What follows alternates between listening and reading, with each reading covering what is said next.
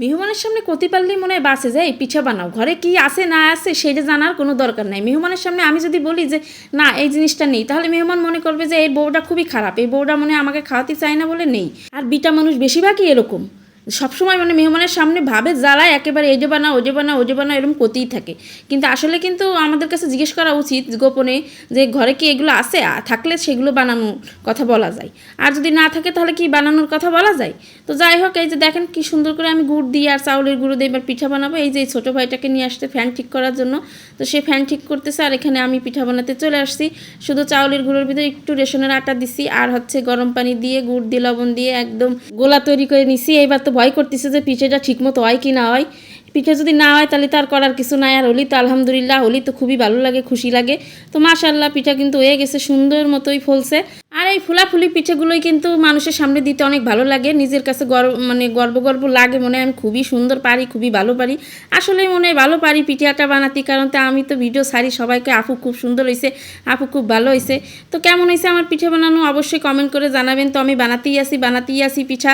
সবাই এত মনে করবে আল্লাহ আপুর বাসায় একটা মেহমান আইছে, আপু এইভাবে চিল্লাই করছে, কি কি শোনা যাচ্ছে, কেমন শোনা যাচ্ছে। আসলে আমি তেমন শোনানোর জন্যই বলতেছি না, আমি বলতেছি মানে ঘরের যে স্ত্রীর কাছে তো শোনা উচিত যে ঘরের ভিতর কি কি আছে। প্রত্যেকটা স্বামীর আত্মীয় স্বজনের সামনে হঠাৎ করে বললেই হয় না যে পিঠা বানাও এ বানাও। আগে স্ত্রীর একটু গোপনে মানে চুরি করে গোপনভাবে কথা কয়ে শুনে নেওয়া উচিত যে সব কিছু আছে কিনা, তারপরে বলা উচিত পিঠাটা বানাইতে। নাহলে মেহমানের সামনে আসলে যদি বলি নেই, তখন মেহমান তো আসলে অন্য চোখে দেখতেই পারে আমাদের। কি বলেন আপুরা? এটা কিন্তু একদম বাস্তব কথাই বললাম। তো এই যে দেখেন গুড় দিয়ে কি সুন্দর করে পিঠা আমি বানাই নিছি, চমৎকার লাগতেছে পিঠাগুলো। তো এই তো সবগুলো পিঠা আমি প্লেটে সাজিয়ে নিলাম। কি সুন্দর, দুজনে বসে রয়েছে এখন খাবে। যাক, ভালোই লাগতেছে তাদের খাওয়ার মানে স্টাইল দেখে। এক কামড় দেওয়ার সাথে সাথেই বলতেছে ভাবি আপনি এত সুন্দর পিঠা বানান, আহারে কি পাম দেয় না কি করে তাও বুঝি না। তো যাই হোক, ভালো যখন বলছে তখন ভালোই হয়েছে মনে হয়।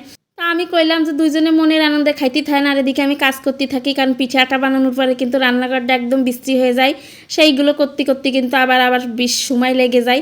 তো এখানে যে এই যে ডিপ ফ্রিজের থেকে যে গুড় বের করছিলাম, ভাবলাম একটু গুড় রেখে দিই নর্মাল ফ্রিজে, যখন তখন দরকার হয়, যখন তখন মেহমান আসে। আর আপনাদের ভাইয়া তো মেহমানের সামনে বলেই বসে এই পিঠে বানাও সেই পিঠে বানাও, তার জন্য একটু নর্মালে গুড় রেখে দিলাম, কারণ ওকে দিতে বিশ্বাস নেই। আজকে তো তাও একটু বকাঝকা করেছি যে তুমি এইভাবে মানুষের সামনে বলবা না, আগে থেকে আমাকে চোখ দিয়ে ইশারা করবা, গোপনে ডেকে নিবা, একদম ওই ঘরে ডেকে নিয়ে জিজ্ঞেস করে তারপরে তুমি সবার সামনে বলবা পিঠাটা বানাইতে, আমাকে যেন আর অপমান না হতে হয়।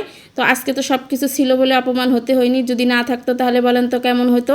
তো আমি এই যে সব কিছু গুছিয়ে নিলাম, গুছিয়ে এবার আমি রেখে দেবো ডিপ ফ্রিজে। তো আর রেখে দেবো কিছুটা নর্মালে। তো আজকের ভিডিওটা এই পর্যন্ত, ভালো লাগলে লাইক কমেন্ট করবেন আর শেয়ার করে দিবেন। আসসালামু আলাইকুম।